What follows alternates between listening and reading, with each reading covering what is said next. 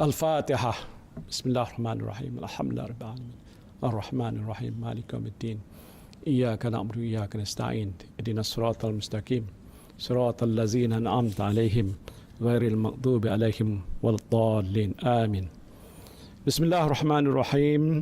Alhamdulillahi rabbil alamin. Hamdan yuwafi ni'amahu wa yukafi mazidah. Ya Rabbana lakal hamdu wa lakal syukru kama yanbaghi li jalali wajhika wa azimi sultanik. Ya Allah, Ya Rahman, Ya Rahim, Engkau ampunilah dosa-dosa kami. Engkau rahmatilah diri kami, keluarga kami dan negara kami. Engkau lindungilah hamba-Mu yang kredit ini daripada segala musibah. Engkau jauhilah diri kami daripada penyakit yang berbahaya dan wabak yang mengancam nyawa. Engkau hindarilah kami daripada bala yang berat dan takdir yang buruk. Ya Allah, Ya Rahman, Ya Rahim, Engkau berilah kekuatan, kecekalan dan kesabaran kepada kami untuk menghadapi dugaan-Mu yang berat ini. Engkau tiupkanlah ketenangan dalam jiwa kami. Sesungguhnya setiap dugaan yang Engkau turunkan kepada kami, Ya Allah, tiadalah ia melainkan untuk meningkatkan ketakwaan dan keimanan kami kepadamu. Ya Allah, Ya Rahman, Ya Syafi, Engkau berilah kesembuhan kepada saudara-saudara kami yang dijangkiti wabak coronavirus, walau di mana saja mereka berada. Sesungguhnya tiada penyakit yang tidak dapat Engkau sembuhkan. Ya Allah, tiada mara bahaya yang tidak dapat Engkau jauhinya dari kami, Ya Allah. Kami bermohon kepada-Mu, Ya Allah, lindungilah kami, selamatkanlah kami, sejahterakanlah kami. Rabbana zalamna anfusana wa illam taghfir lana wa tarhamna lanakunanna minal khasirin. Rabbana atina fid dunya hasanah wa fil akhirati hasanah wa qina azabannar. Wa sallallahu ala sayyidina Muhammadin wa ala alihi wa sahbihi wa sallam. Walhamdulillahi rabbil alamin.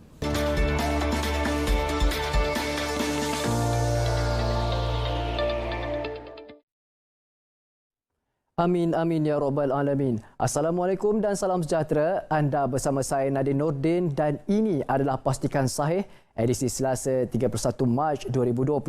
Untuk mendapatkan berita yang benar, tepat dan sahih, anda boleh ikuti saluran media sosial kami seperti Facebook, Instagram, Twitter, YouTube dan portal rasmi kami dengan hanya menaip berita RTM. Kita mulakan dengan perkongsian ini. Pemakluman berita palsu 31 Mac 2020, 9 pagi, berikut merupakan penafian tentang beberapa berita yang tular di media sosial. Yang pertama, Ketua Polis Daerah Tawau Sabah menafikan dakwaan satu notis mengenai arahan Ketua Polis Negara KPN berhubung Perintah Kawalan Pergerakan PKP yang dilanjutkan sehingga 14 April 2020 yang jelas mengandungi mesej yang tidak benar dan tidak selari sepenuhnya dengan arahan semasa oleh KPN. Yang kedua, berita palsu, MKN menafikan dakwaan bahawa rakaman video insiden kekecohan di sebuah pasaraya berlaku di Johor.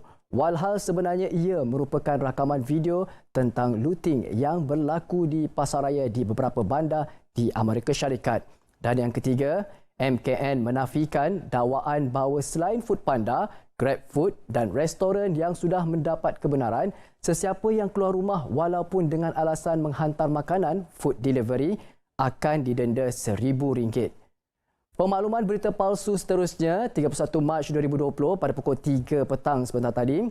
Yang pertama, RTM menafikan TV1 RTM menghebahkan berita memaklumkan Bazar Ramadan pada tahun 2020 di seluruh negara dibatalkan. RTM menafikan penyebaran berita palsu berhubung pembatalan Bazar Ramadan di seluruh negara seperti yang tular di laman sosial Twitter. Penafian itu dibuat pada jam 12.32 tengah malam menerusi akaun Twitter rasmi Berita RTM. Pada 26 Mac lalu, Menteri Besar Negeri Sembilan, Datuk Seri Aminuddin Harun memaklumkan tiada penganjuran Bazar Ramadan pada tahun ini pada sidang media selepas mempengerusikan mesyuarat Exco di Wisma Negeri. Keputusan itu terpaksa dibuat bagi menjamin kesihatan rakyat susulan pandemik coronavirus baharu iaitu COVID-19. Langkah sama turut diambil Kerajaan Terengganu dan pemberitahuan itu dibuat oleh Pengerusi Jawatankuasa Kerajaan Tempatan, Perumahan, Kesihatan dan Alam Sekitar Negeri, Dr. Alias Razak menerusi satu kenyataan semalam. Pos Malaysia menafikan dakwaan bahawa program kesetiaannya menawarkan secara percuma 1,000 unit telefon pintar jenama Apple iPhone 11 Pro. Tular di WhatsApp berita palsu dakwaan Pos Malaysia menawarkan 1,000 Apple iPhone 11 Pro percuma sebagai sebahagian program kesetiaan. Menurut Pos Malaysia, program tersebar ini adalah tidak benar. Anda boleh mendapatkan sumber yang sahih mengenai Pos Malaysia dengan melayari Facebook rasmi Pos Malaysia. MKN menafikan dakwaan satu kenyataan bahawa negara menghadapi risiko dirompak dan disamun oleh pendatang asing tanpa izin dan pekerja asing di samping dijangkiti warga asing yang positif COVID-19 kerana mereka tidak mendapat bantuan pakej rangsangan ekonomi prihatin. Ini tidak benar. Dakwaan orang ramai yang tidak terima agihan bantuan kerajaan boleh lapor ke SPRM adalah palsu. Untuk maklumat anda, menurut kenyataan rasmi Suruhanjaya Pencegahan Rasuah Malaysia SPRM menafikan 100% dakwaan kononnya orang ramai perlu menghubungi talian bebas tol Suruhanjaya berkenaan sekiranya mereka tidak mendapat agihan bantuan kerajaan seperti yang telah disebarkan di aplikasi WhatsApp serta media sosial hari ini. SPRM tidak pernah mengeluarkan sebarang kenyataan seumpama itu yang dipercayai merujuk kepada bantuan khas COVID-19 yang diumumkan oleh kerajaan baru-baru ini. Pakaian terpakai dari pesakit COVID-19 yang meninggal dunia dijual murah adalah tidak sahih. Pernyataan yang meragukan dan penyebaran maklumat tidak tentu sah boleh mengelirukan masyarakat dan memberi impak besar kepada negara. MKN melihat dengan serius perkara ini dan mengharapkan masyarakat turut mengambil tindakan untuk menghentikan penularan yang meragukan. Tentukan sahih, baru kongsi. Dakwaan Ketua Polis Daerah Raub hadkan keluar rumah dari 7 pagi hingga 12 tengah hari adalah palsu. Antara kandungan mesej palsu ini, pakaian orang yang meninggal dunia akibat COVID-19 dijual murah dengan sekali belian pakaian. Dan untuk maklumat anda, untuk mendapatkan berita yang benar, anda boleh dapatkan di Telegram MKN rasmi. Tak pasti, jangan kongsi. Hentikan spekulasi, hapuskan berita tidak pasti. Dakwaan senarai kawasan di sekitar Selangor dan Kuala Lumpur akan lockdown adalah palsu. Majlis Keselamatan Negara menafikan dakwaan kononnya Menteri Kanan Pertahanan Datuk Seri Ismail Sabri Yaakob mengumumkan senarai kawasan di sekitar Selangor dan Kuala Lumpur yang akan terlibat di bawah Perintah Kawalan Pergerakan diperketatkan PKPD. Antara kandungan mesej palsu itu menyatakan Menteri Kanan Pertahanan umum senarai kawasan di sekitar Selangor dan Kuala Lumpur akan terlibat di bawah PKPD. Diingatkan, sekiranya anda menyebarkan berita palsu, anda boleh didakwa mengikut Seksyen 505 Kanun Keseksaan dan Seksyen 233 Akta Komunikasi dan Multimedia 1998. Tak pasti, jangan kongsi. Health Tech boleh cegah wabak COVID-19. Belum pun sempat isu penggunaan herba daun semambu untuk rawatan COVID-19, timbul pula dakwaan kaedah pencegahan baru. Kali ini melibatkan produk moden iaitu kad gantung di baju iaitu Health Tech yang mengandungi bahan kimia chlorine dioxide. Hasil daripada kajian ini mendapati tiada kesan pembasmian kuman atau virus yang berlaku. Gas yang dibebaskan adalah sangat rendah atau tidak dapat dikesan langsung. Dapatan ini jelas menunjukkan pemakaian Health Tech adalah tidak berkesan untuk mencegah jangkitan kuman atau virus sedia ada, apatah lagi COVID-19. Kaedah pencegahan yang terbukti berkesan seperti biasa kerap membasuh tangan dan penjarakan sosial. Majlis Keselamatan Negara MKN kesal dan memantau rapat individu-individu yang menggunakan nama MKN. Peringatan buat semua, Majlis Keselamatan Negara MKN kesal dan memantau rapat individu-individu yang menggunakan nama MKN bagi menyebarkan ketakutan dan keresahan awam. Tindakan undang-undang akan diambil terhadap individu yang menyebarkan kabar palsu yang mengganggu ketenteraman umum. Pastikan sahih, baru kongsi. Sumber Majlis Keselamatan Negara. KKM ingin menasihatkan individu yang mempunyai sejarah perjalanan ke luar negara selaras dengan nasihat oleh Kementerian Kesihatan Malaysia jika pernah mempunyai sejarah perjalanan ke negara-negara yang dijangkiti, anda perlu menjarakkan diri anda dari mereka yang tinggal serumah dengan anda selama 14 hari 24 jam. Dalam tempoh ini, anda dinasihatkan untuk mengambil langkah-langkah pencegahan seperti amalan kebersihan diri yang baik, kerap mencuci tangan dan jarakkan diri sekurang-kurangnya 1 meter. Patuhilah nasihat ini demi kebaikan anda dan mereka di sekeliling anda. Pernyataan media Menteri JPM Hal Ehwal Agama. Perhatian serius pengerusi-pengerusi Jawatankuasa Hal Ehwal Islam seluruh Malaysia terhadap kebajikan umat Islam sepanjang Perintah Kawalan Pergerakan. Semua pihak perlu prihatin berhubung penangguhan aktiviti di surau dan masjid termasuk solat Jumaat dan solat berjemaah. Semua pihak perlu akur dengan ketetapan ini. Sebahagian daripada peruntukan tabung masjid perlu dimanfaatkan untuk anak-anak karya. Yang seterusnya, Jawatankuasa Masjid bertanggungjawab untuk kenal pasti anak karya yang tidak berstatus asnaf tetapi perlukan bantuan bagi memudahkan saluran sumbangan. Masjid dijadikan pusat komuniti bagi pengagihan bantuan. Dan seterusnya, semua masjid dan surau perlu laksanakan operasi pembersihan dan nyahkuman dalam tempoh PKP. Cadangan pemasangan bacaan Al-Quran di masjid sebelum azan akan diperinci lebih lanjut oleh pihak berkuasa agama negeri masing-masing. Amalkan BSS, baca, semak dan sebar sebagai pengguna media sosial yang bijak. Baik, untuk makluman anda, sama-sama kita ikuti sidang media terkini yang kami bawakan khas buat anda semua penonton. Pastikan sahih.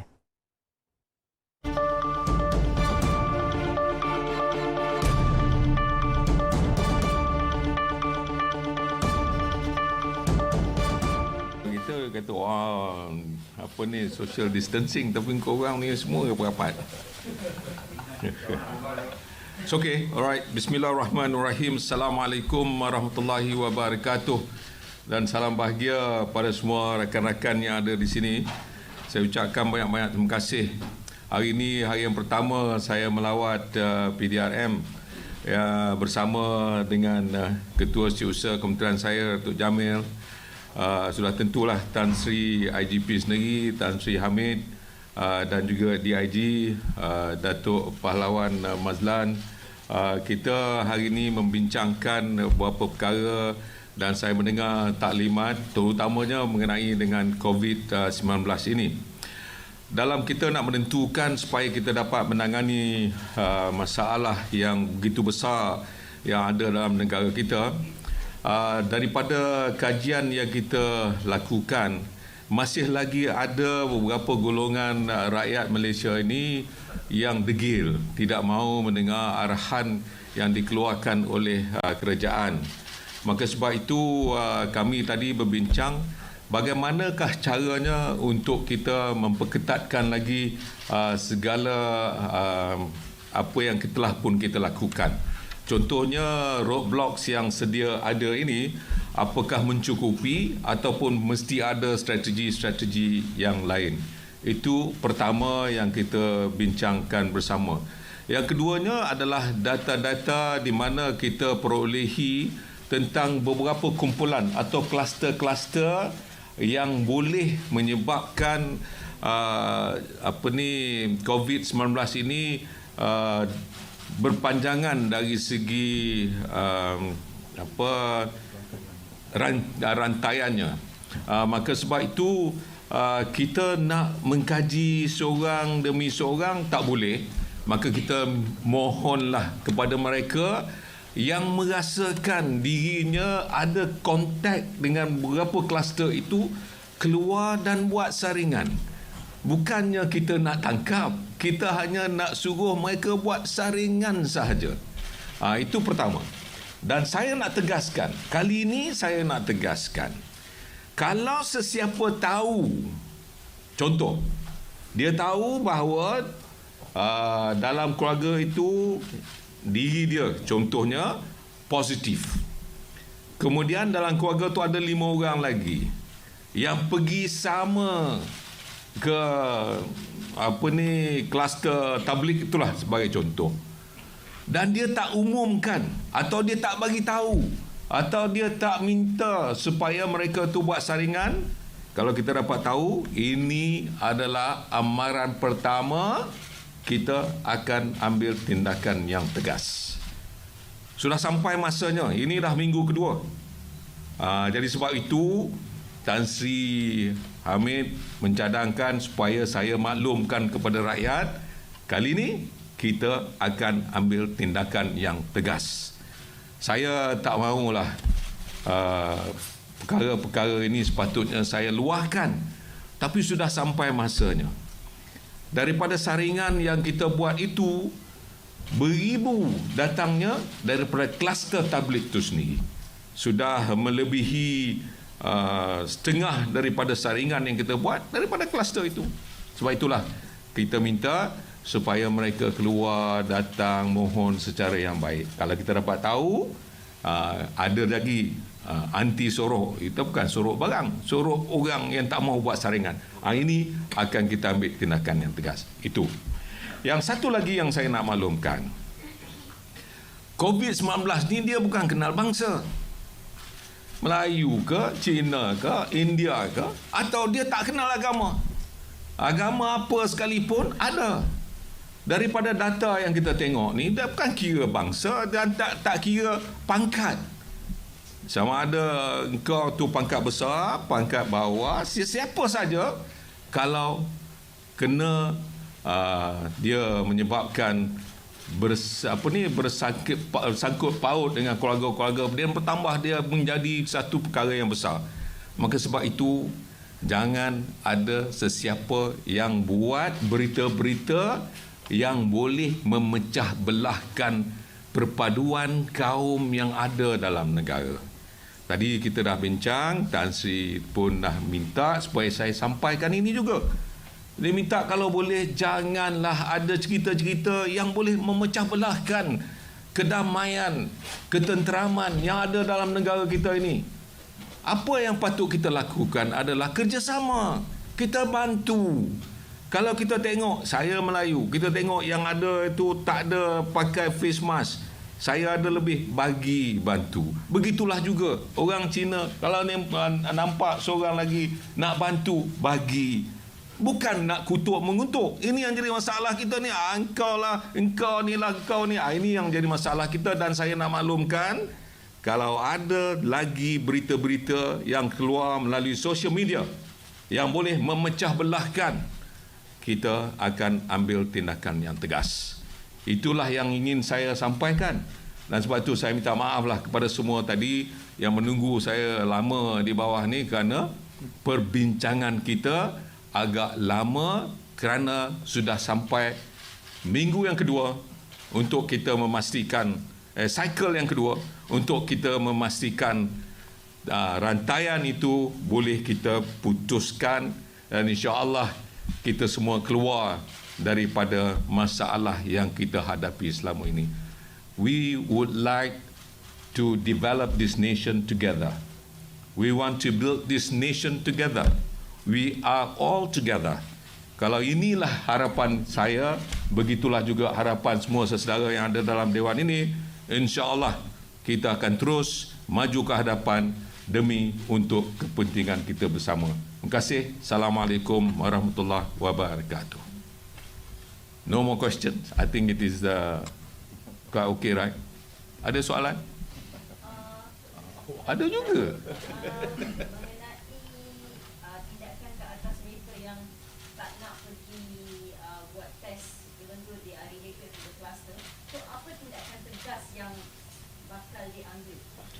Saya nak maklumkan, contohnya dalam kluster tabligh itu, ada yang pergi tetapi dia tak mau keluar, dan dia tinggal dalam rumah.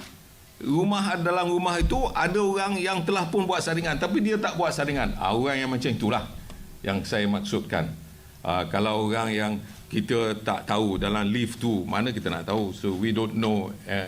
Kadang-kadang kita pergi ke tempat-tempat bangunan yang kita tak kenal bahawa orang tu adalah mengikut rantaian keluarga yang pernah pergi tabligh. takkanlah kita nak ambil tindakan. Cuma yang saya nak maklumkan, contohnya orang yang ada tahu bahawa dalam keluarganya tu termasuk dalam golongan kluster yang kita maksudkan itu, dan dia simpan maklumat itu yang kita akan ambil tindakan tegas. Tindakan tegas tu faham-faham saja sudahlah. Kerana saya tak mau umumkan di sini. Nanti kita dah ambil tindakan, kita keluar, masa tu media turun sama-sama tengok apa yang kita nak buat. Sebab saya cuma bagi warning, hari ini bagi warning, tapi besok dah jadi, jangan marah kita lagi.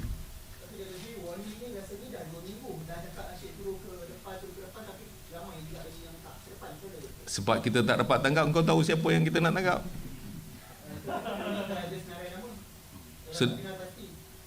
Siapa kata polis ada senarai nama dah kenal pasti ni? We don't have it. There are so many of them. Ada yang mengatakan 15,000, ada yang mengatakan 20,000. We are not so sure. But what we have is about 10,000 at the moment, and that 10,000 sudah pun buat saringan. So another 4-5,000 ni we are not so sure. Jadi sebab itulah kita minta supaya dia keluar. So you cannot simply come up with any figures kalau you are not so sure about the numbers, the actual numbers. Yes. Lagi? Bukan. Kita tengok siapa yang menyimpan rahsia. Kadang-kadang bapa, kadang-kadang suami, kadang-kadang isteri. This is the point that we are looking at.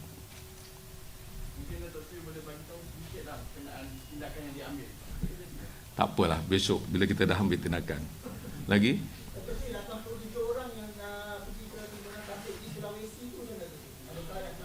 Dah kena pasti, dia ada yang setengah dah balik dan kita dah pun buat quarantine. Dia okey. Dia dengar cakap. Okey. Ada lagi? Tak ada? Semalam. Okey. Lagi? Ada tak cadangan mungkin nak ledahkan kawasan-kawasan yang mungkin ada kluster-kluster, sebab yang setakat ni kita tahu kluster tabligh yang mana ada dua kawasan yang sebelumnya saja.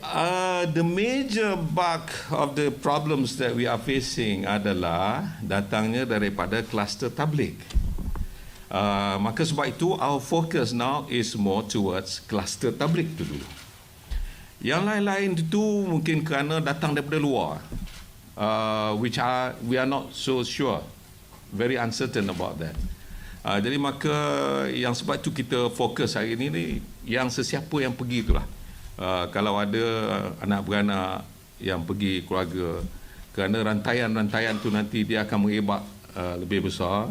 So the best thing is for them to come out, keluar, buat saringan, insya-Allah kita boleh pastikan, bukanlah nak pasti, insya-Allah akan dapat menyekat daripada merebaknya masalah ni bertambah besar.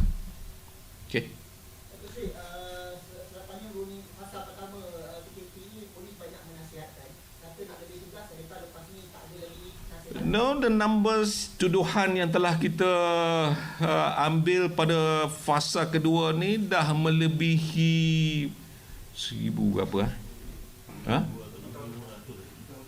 Kes yang sudah kita tuduh 200. Dato' Uzair was the number. Yang ambil tindakan 2,000. Ya, yang sudah dibawa ke mahkamah dah 200 lebih, silap saya. 246 yang sudah pun didakwa. Okey. So you tak boleh kata kita dah, yang minggu pertama betul tak ada, kita baik-baik. Minggu kedua ni dah lebih. Kalau dah masuk minggu yang ketiga lagi kita akan lebih tegas.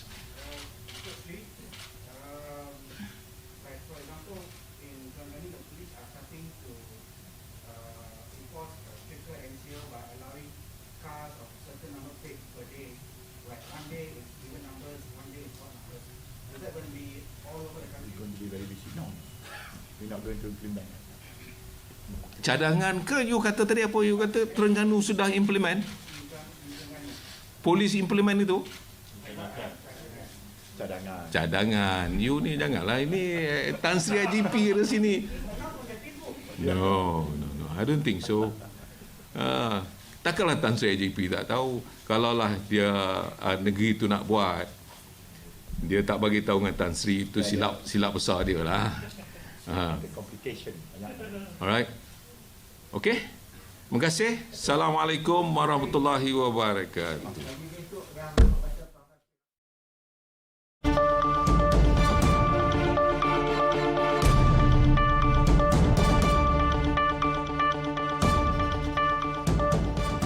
Baik, itulah dia, kita telah pun sama-sama ikuti media khas iaitu Menteri Dalam Negeri. Dan jangan lupa untuk saksikan Bicara Naratif pada malam ini 9 malam di saluran TV1 dan juga di saluran berita RTM My Freeview 123 dan juga di saluran Facebook Live Berita RTM. Nampaknya sampai di sini saja saya dapat temani anda untuk pastikan saya pada hari ini. Jangan lupa hari esok seperti biasa 10 pagi di edisi khas iaitu pastikan sahih di Selamat Pagi Malaysia, dan juga kita ada pastikan sahih pada pukul 2.15 petang. Kami kongsikan berita-berita yang tidak benar untuk anda hentikan penyebarannya, dan juga seperti biasa 6.30 petang. 3 pastikan sahih pada satu hari. Assalamualaikum dan salam sayangi Malaysiaku.